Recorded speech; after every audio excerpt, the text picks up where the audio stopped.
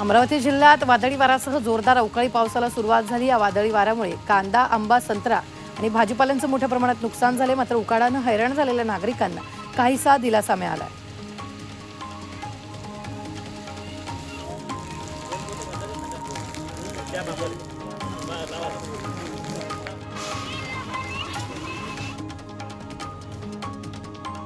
अमरावतीत वादळी वाऱ्यासह जोरदार अवकाळी पावसानं हजेरी लावली। अचानक आलेल्या पावसानं कृषी उत्पन्न बाजार समितीतील शेकडो क्विंटल शेतमाल भिजलेला आहे। त्यामुळे ऐन पेरणीच्या वेळी शेतकऱ्याचं मोठं नुकसान झालेलं आहे।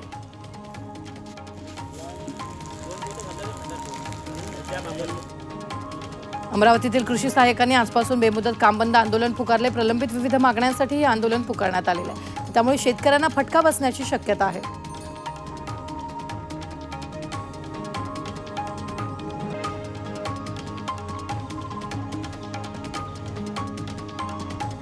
अमरावतीमध्ये विद्युत तारेचा शॉक लागून 7 वर्षीय चिमुकला गंभीर जखमी झालाय।